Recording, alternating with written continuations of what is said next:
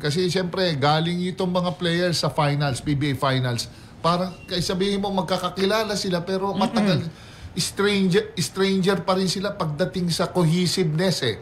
Yung baka naman mamaya, yung isa, iba, it's hard to parang in sync sa mismong actual practice, more so pagdating sa game. You have to be in the flow of the game. I don't know kung yung mga katalakers natin, they have an idea on how to play the game at an international level.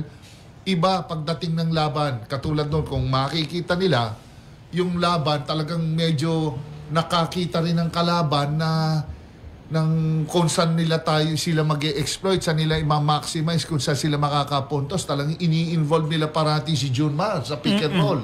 Para doon, alam nila si Junmar hindi lalabas, isinamantala nila yun. Plus, sa atin, yung teams, we started well.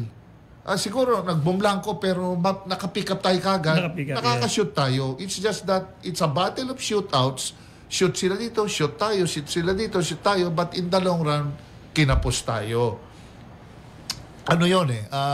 It's just natural lang yun na tumatama tayo. Pero syempre, ang babalansi lahat yan, syempre si Coach Tim Cone.